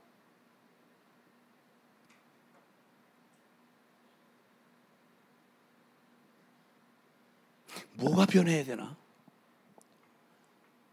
하나님이 우리를 이처럼 사랑하셔서 하나밖에 없는 아들을 내어 주기까지, 한마디로 하면 인간 언어가 표현이 짧아서 표현 어떻게 할 수가 없는데, 여러분 만약에 똑같은 인간끼리도요, 아니 뭐 부모가 제 자식을 위해서라도 만약에 누군가를 사랑해서 진짜 필요하다고 하면 자기 자신을 죽여서, 그것도 좋은 일에도 아니고 죄 쓰레기를, 그 저주를 대신 다 뒤집어 쓰고 대신 죽도록 만약 누군가를 사랑했다면 그걸 미쳤다는 말 외에 표현할 길이 있겠어요? 근데 여러분은 전 세상에서 누가 여러분 서울대학 자식 보낸 사람 미쳤다고 말하는 사람 보셨어요? 극단이라고 말하는 사람 보셨어요? 김연아를 세계 피겨 여왕이 그냥 됩니까? 그걸 그렇게 키웠다는 얘기 방송에 나올 때 어릴 때부터 허리가 다 돌아가도록, 장기가 다 돌아가도록 그렇게 키웠다는 얘기를 들으면서 저 너무 극단이야, 미쳤어, 이렇게 말하는 사람 보셨어요? 의사, 판사 시키려면 미치는 수준 아니고는 고등고시 누가 합격시켜줘요? 의사고시 누가 합격시켜주냐고요? 대강 놀듯이 공부해가지고 돼요? 부모도 온통 그거에 그냥 미쳐서. 근데 그걸 누가 미쳤다 그래요? 근데 희한하게 안 미치려고 하는 부분이 있어요. 이게 교회 밖에 있는 사람 얘기하는 거 아니에요. 교회 안에서 수없이 제가 본 수많은 아주 기본이 돼 있는 관념, 이거 한 번도 양심에 이걸 고민 한 번 안 해보고 당당하게 아메리칸 드림을 이뤘다는 거예요. 아메리칸 드림은 이뤘는데 킹덤 드림은 어떻게 되는 건가요? 언제까지 만나려고 그러시는 거예요? 언제까지만 만나려고? 천국 농담입니까? 하나님이 아들을, 나 같은 이 쓰레기 죄인을 구원할 다른 길이 없으니까 사랑하다 미쳐서 당신의 하나밖에 없는 아들을 갈보대 뻘겋게 죽이도록 그렇게 잡아서 죽였다는 하나님의 사랑을 그렇게도 죄책감 하나 떨어내듯이 쉽고 가볍게 받으면서 예수님을 조금도 아니고 당연히 그렇게 믿어야 하는, 주님이 주고 싶은 이 놀라운 이 축복을, 복음의 축복을, 그걸 온전히 믿고 거기에 합당하게 반응하라고 누군가를 가르치려고 하면 딴 데서 방해를 하는 게 아니고, 믿는다는 모태신앙, 몇 대째 모태신앙 장로 권사가 들고 이러라고, 심지어는 교역자가 막 펄펄 뛰고, 무슨 얘기냐 이거야. 하나님 앞에 영광을 돌려야지. 다 선교사 되면 어떻게 되느냐? 다 선교사 돼요? 에? 지금 한국 선교사 협의회에서 낸 작년 한 해 통계가 20대가 선교사로 헌신한 이유가 184명밖에 없어요. 안 가요? 누가 가요? 미쳤어요? 다 선교사 될까 봐 걱정하시던 분들, 다 안 되니까 이제 좋은가요? 이거 바랬어요? 이런 날이 오기를 기다리셨나? 다 법관 되려고 하느냐고 물으면 그거 미쳤다고 얘기하는 사람 없어요. 다 의사 꿈꾼다고 그러면 그거 미쳤다고 하는 사람 없어요. 온통 이사를 주소를 다 옮겨가면서 강남 학군 찾아다니고 그 생 난리를 칠 때 그걸 미쳤다, 극단이다 이렇게 말하는 사람 못 봤어요. 교회 안에서 못 봤단 말이에요. 근데 선교사 좀 한다, 뭐 헌신하고 믿음대로 살아야 되겠다. 은혜를 그렇게 받기 어려운 아이가, 젊은이가 그 죄를 회개하고 복음 앞에 바르게 서겠다고 그러면 길길이 뛰고 말리는 사람들이 다른 사람이 아니라 극단이라는 거예요. 균형을 잡아라는 거예요. 우리 심은 대로 거두어요. 에? 믿음대로 되고요. 그럼 내 믿음대로 심은 대로 그대로 아주 의로우신 하나님께서 내 믿음대로 될지어다. 네 심은 대로 거두리라. 그러면 그대로 되면 좋겠어요? 여러분 생각하는 그 가치관, 여러분 꿈꾸는 그 꿈, 그대로 됐으면 좋겠어요?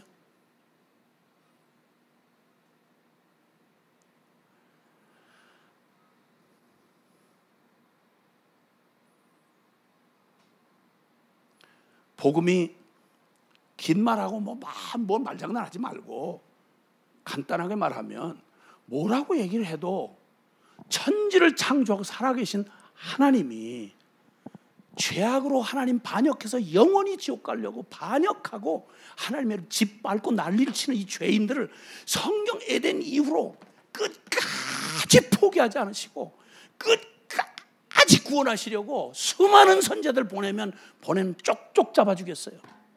누가? 모태신앙들이, 유대인들이. 구약 성경 유대인의 실패의 역사예요. 이걸 재해석할 필요가 있어요? 선지서 한번 읽어보라고.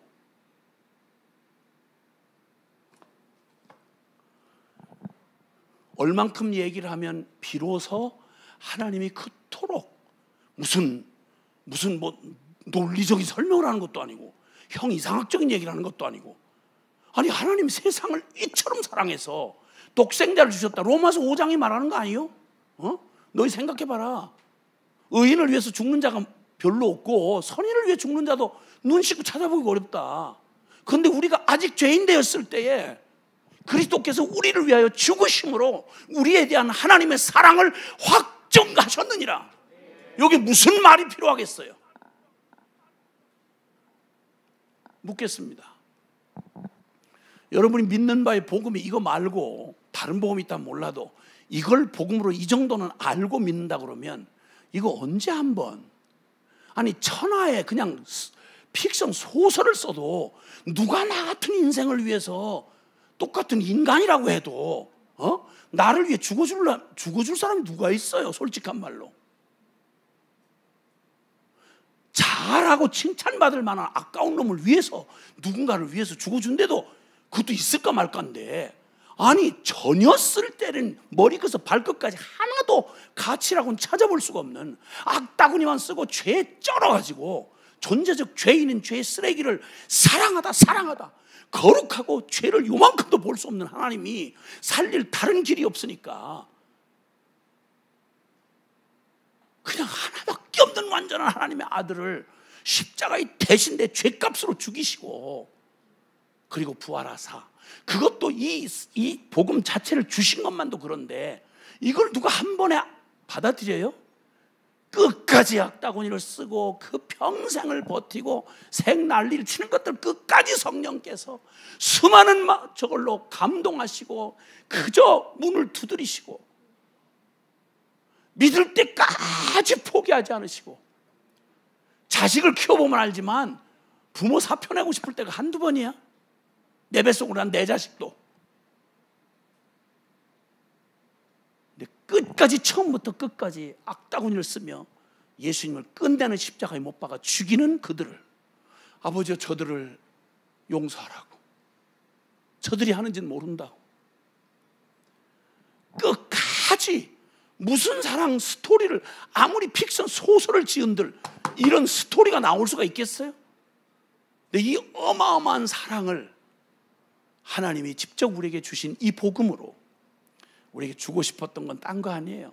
뭐 탓하고 뭐 이럴 것도 없어요. 워낙 아담의 그 선악과 먹은 저주가, 사단에게 받은 저주가 이런 꼴을 역사 내내 입증해낸 거예요. 그러니까 생명 주시는 길밖에 없어요. 그러니까 생명 안 주고는 복음이 될 수가 없다니까요. 출애굽을 시켜도 가나안 복지를 약속을 주어도 누릴 수가 없어요, 이 존재적 죄인으로는. 그래서 우리에게 주는 최고의 복이 무슨 복이냐? 바로 우리의 생명을 바꿔주시는 거예요.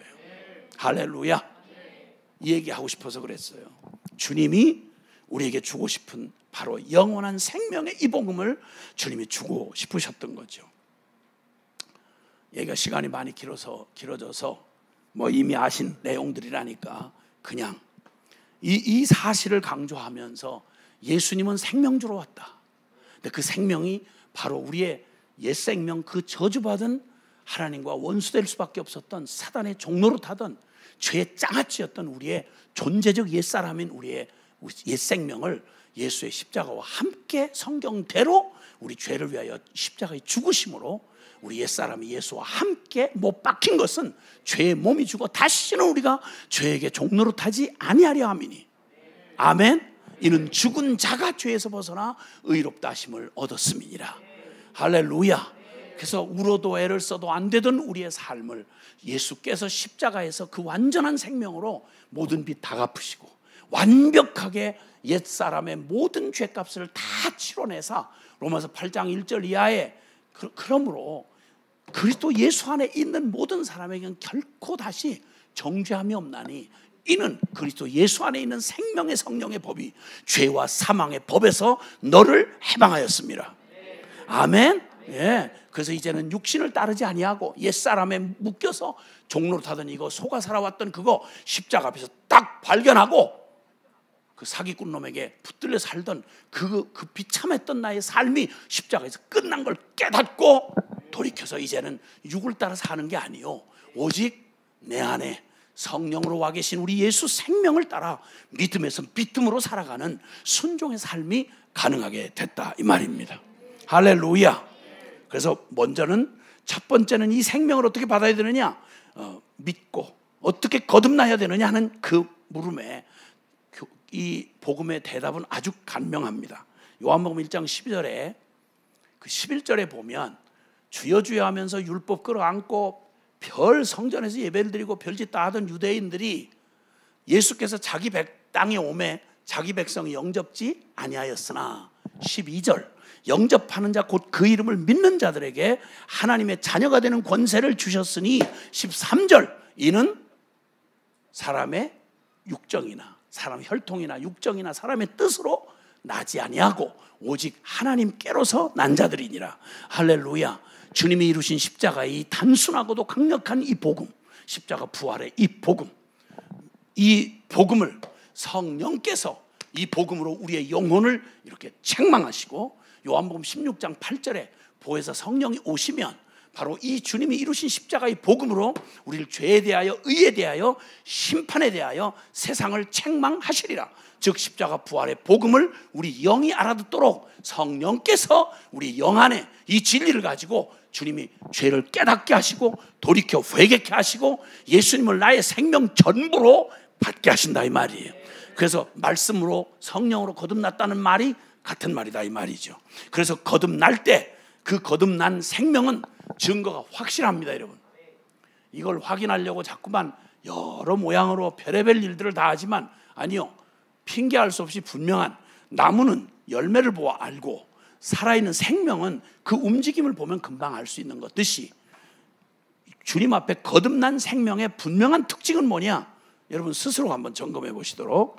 여러분 거듭난 생명의 가장 확실한 특징은 베드로전서 1장 8절 9절에 너희가 예수를 보지 못하였으나 사랑하는도다.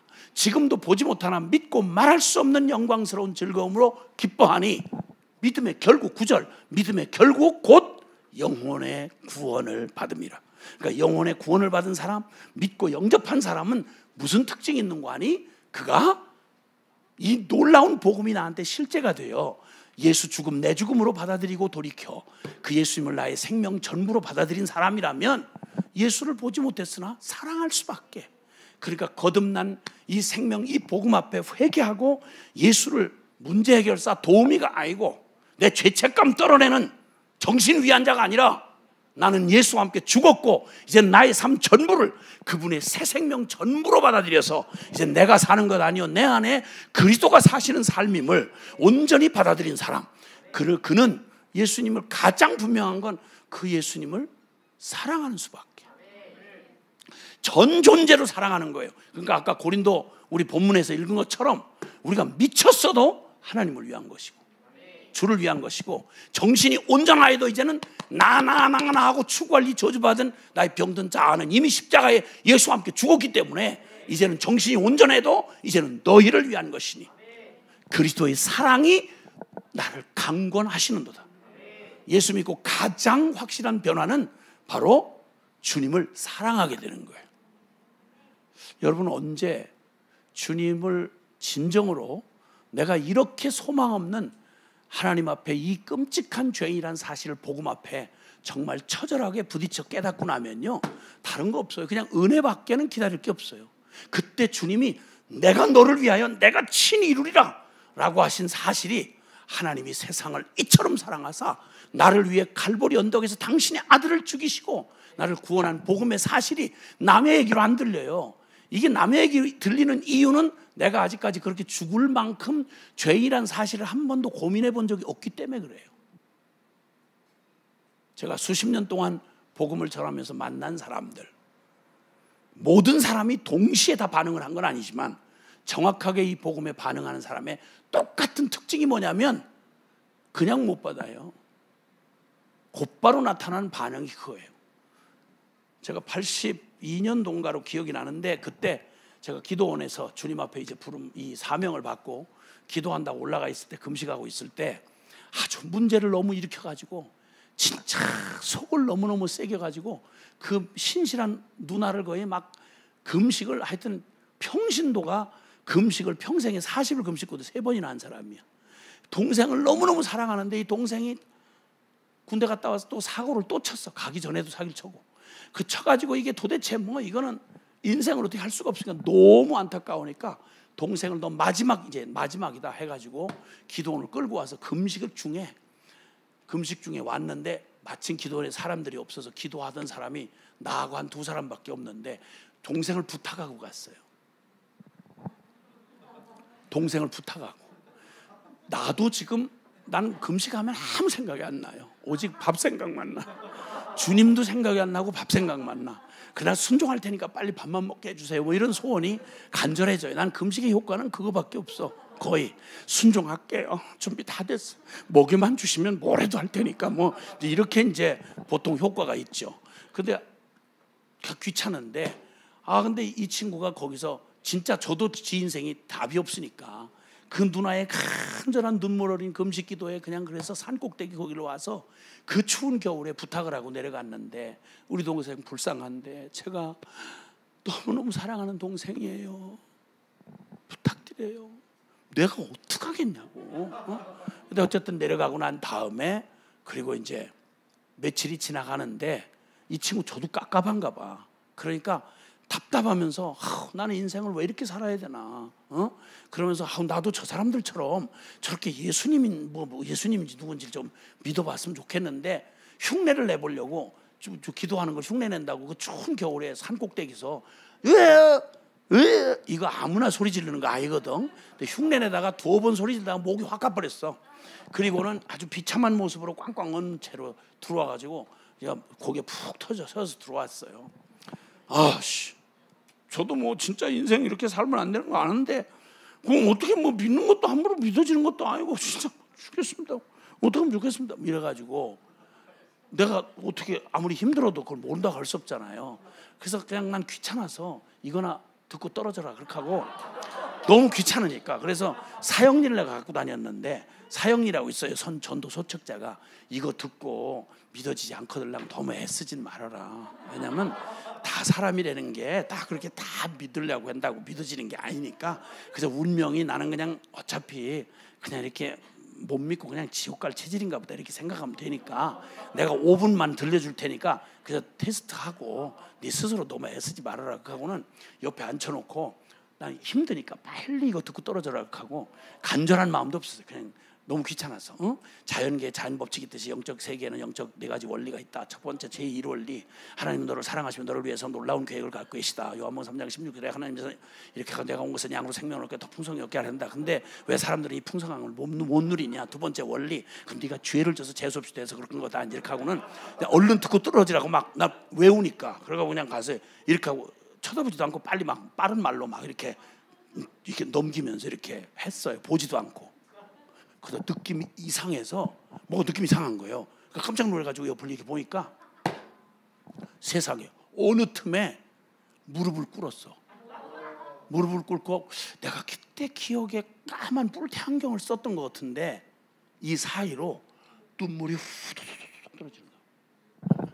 깜짝 놀랐어요. 나 이러다 벼락 맞겠구나 싶어가지고 내가 자세를 고치고, 그리고 이제 네 번째 이제 영접할 거냐 그래가지고 그림을, 사형리 보면 안 믿는다고 할 수가 없어요. 미친놈 아닌다 하면은 믿는다고 할 수밖에 없게 그림을 만들어 놨어. 그래가지고 그 자기 마음의 보좌에 그 뭐 내가 앉아 있는 인생은 막 불안 혼돈 뭐 막 이렇게 해서 막 엉망진창 개판되는 거다, 이렇게 이제 그림을 그려놓고, 이쪽에는 예수님을 마음의 보좌에 앉힌 사람은 평안과 기쁨과 뭐 이렇게 해서 그림을 해놓고, 이 두 그림 중에 어떤 인생이 되기를 원하냐 이렇게 묻는데, 그 미친놈 아닌다 하면은 이걸 선택할 수밖에 없잖아요. 그러면 영접하겠습니다 이렇게 이제 이런 식으로 그래가지고 그 자리에서 예수님 영접했어요. 그리고 그 사건은 이제 그 끝나고 10년이 지난 뒤에 어느 사람이 찾아왔어. 찾아와가지고 자기가 기억나느냐, 모르겠다고 그랬죠. 그랬더니 그때 예수님을 만나고요, 그 자리에 만나가지고, 외대 학생이에요. 저 서울 그 외대 캠퍼스에 자기 그 이제 복학을 해가지고 1년 동안을 울며 캠퍼스를 돌아다니면서 학생들한테 복음을 전한 거예요. 울며 자기 같은 소망 없는 죄인을 구원해신 주님이, 그래가지고 이제 대학생 선교회라는 CCC라는 거기에 간사도 하고, 나중에는 저를 찾아올 때는 해외 담당 책임자가 돼서 찾아왔더라고. 그때 예수님을 제가 만났노라고. 울며 1년 동안 캠퍼스를 울면서 복음을 전한 거예요. 제가 만난 수많은 사람들, 복음을 만나면 그가 뭐 감정적 반응이 어떤 애가 아니라 존재가 가만히 있을 수가 없어요. 그리고 그 삶에 그냥, 그리고 아무 일도 없는 것처럼 살 수가 없는 거예요. 웩이라는 선교단체의 창시자였던 100년 전 사람이에요. 영국 찰스 스터드라는 사람이 있는데, 유명한 케임브리지 명문대학 7인 중에 한 사람이에요. 그 7인이 누구냐면, 복음 전도자에게 복음을 듣다가 애들이 막 워낙 교만하잖아요. 캠브리지 학생들이 얼마나 교만해. 미국에 그냥 막 슬랭어를 쓰는 그냥 그 저기를 듣고는 깔깔거리며 발을 굴러가면서 저 촌놈이 저런다고 그렇게 비아냥거리고 조롱하던 그때 그 분위기에 이 복음이 전해지는데, 이 단순한 복음이 전해지는데 와장창 깨진 거예요. 그래가지고 그 사람 100년에 하나 날까 말까 스포츠 스타예요. 크리켓 주장 선수. 거기다 영국 귀족 사회의 대귀족의 아들이고 대부호의 아들이에요. 인기 최고의 아주 부자에다가 스포츠 스타에다가 명문대 학생에다가 부족할 게 다 준비된 친구였어. 십자가의 복음 앞에 딱 부딪히는 순간 완전히 뒤집어졌어요. 그리고는 정말 과격하게 그때 7명이 다 중국 선교사로 떠나요. 그리고 그는 마지막 아프리카에서 죽었죠. 그가 남긴 말, 기자가, 냉소적인 기자가, 당신 너무 이렇게 극단적으로 예수를 믿어, 너무 이렇게 미쳐가지고 너무 극단적 아니냐 비아냥거리면서 묻는 말에 대답한 말이 지금 웩이라고 하는 국제단체의 모토가 됐어요. 그러니까 이런 말을 했어요. 만약 예수 그리스도가 정녕 살아계신 하나님이시고 그가 우리를 위해 죽으신 게 사실이라면, 우리가 그를 위하여 드리는 어떠한 희생도 결코 크다고 할 수 없다. 여러분에게 주님은 어떤 주님이십니까? 평신도라고요? 그게 무슨 말이죠? 무슨 의미죠? 등급이 다르게 살아도 괜찮다는 말인가요? 아브라함 이하의 믿음이 있다는 말인가요? 예수 그리스도의 십자가의 복음을 등급 나눠 내가 받을 만큼 반쪽만 믿고 그렇게 살아가는 이상한 성경에도 없는 이런 얘기가 여러분이 듣고 싶은, 여러분이 갖고 싶은 변화인가요? 작정 기도 좀 했더니 우리 아이 좋은 대학 들어갔더라. 그 얘기가 그렇게 예수님 핏값 치르고 산 복음을 믿었다는 여러분의 간증인가요? 그걸 그렇게 얻고 싶었습니까? 모르겠어요. 소망 없던 저 같은 인생, 저 만나서 예수님 만나고 뒤집어지던 때, 시골교회에서나 예수님 만나고 뒤집어지던 때, 다 버림받던 망한 술집 아들이었던 나 같은 놈을 뒷골목에 버려졌던 나를, 일가 친척은 다 버렸는데 내 사랑하는 주님은 나를 안 버리셨어요.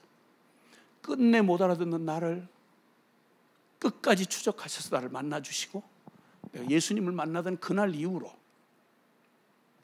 그냥 산다는 게 어떻게 말이 되죠? 죄가 운명이었던 사람이 예수 그리스도의 구원을 받고 그분을 생명으로 받았다는 내가 어떻게 이전과 아무런 차이 없이 그렇게 세련되게 살아간다는 게 말이 될까요? 아니요. 그런 일은 불가능해요, 여러분. 불가능해요. 그리고 누가 가르쳐 준 거 아닌데 누군가 나한테 복음을 전해준 사람이 있었기에 내가 예수 믿었다는 걸 안 순간 자식 낳는 쪽쪽 딴 거 못 하겠더라고요. 그래서 자식 다 선교사로 바쳤죠. 그 천국은 2층 집보다 훨씬 분명한 나의 소망이에요. 우리 언젠가 반드시 얼마 있어 떠나갈 거거든요. 천국이 없고 부활이 없으면 우리 미친 거예요? 뭐 하는 짓이에요 이거? 교회 왜 하는 거예요? 근데 꼭 교인들이 하나님이 없는 사람처럼, 영원히 없는 사람처럼, 천국과 지옥이 없는 사람처럼, 이 땅이 무슨 영원히 여기서 무슨 해결을 잇는 것처럼. 아니요 여러분. 믿든 안 믿든 아무 상관없이 차근차근 우리의 삶에, 저와 여러분의 삶에 정해진 시간이 정확하게 다가오고 있어요. 죽음과 심판과 천국과 지옥과, 아니 그 무엇보다도 하나님 우리를 이처럼 사랑해서 우리에게 주고 싶은 그 영원한 이 땅에 주님이 꿈꾸시는 하나님 나라의 부흥과 선교 완성, 그리고 주님 곧 다시 오실 거예요. 이 사실만 분명히 믿어졌다면 우리는 이전의 방식으로 그냥 살아가는 일은 불가능해요. 그래서 우리가 주님 앞에 거듭난 이 생명으로 당연한 결과로 우리 자신을 로마서 12장 1절 2절의 말씀처럼 내가 하나님의 모든 자비하심으로 너희를 권하노니 너희 몸을 하나님이 기뻐하시는 거룩한 산 제물로 드리라. 이는 너희의 드릴 영적 예배니라. 너희는 이 세대를 본받지 말고 오직 마음을 새롭게 함으로 변화를 받아 하나님의 선하시고 온전하시고 기뻐하신 뜻이 무엇인지 분별하도록 해라. 십자가 복음을 통해 가장 완전한 하나님의 자비로 너희를 이처럼 사랑하고 미치도록 사랑하신, 죽도록 사랑하신 그 주님 앞에 우리도 똑같이 미치도록 사랑할 주님을 만났잖아요. 미치도록 사랑할 우리 주님을 만났잖아. 죽어도 좋을 사명이 우리에게 주어졌잖아. 땅끝까지 이르러 정인이 되리라고 하신 말씀 말이에요. 그래서 주님께서 어떻게 쓰실지 주님 앞에 내 주권을 넘겨드리면 주께서 저와 여러분을, 핏값 주고 산 저와 여러분의 삶을 가장 핏값만큼 쓰셔서 여러분 이 혼돈한 어둠에, 이 칠흑 같은 어둠과 폭풍 속에, 죄악의 폭풍 속에 휘말리는 세상을 어줍지 않은 화려한 네온 사인 불빛 가지고는 풍랑에서 헤매는 배를 구원해낼 수가 없어요. 등대 몸이 건조해 보이지만 강력하게 그 어둠을 뚫는 빛을, 그 자리를 떠나지 아니하고 언제든지 보면 보일 수는 바로 변함없는 그 자리에 등대처럼 우뚝이 서서 이 방황하는 세상의 영혼들이 반드시 돌아오게 될 그 자리에 언제든 교회를 두드리면 거기서만 들을 수 있는 그 복음을, 이 생명의 복음을 이제는 그 복음과 함께 정인된 저와 여러분의 순종을 통해서 주님 놀라운 영광 나타내 주실 것입니다. 할렐루야. 기도합시다.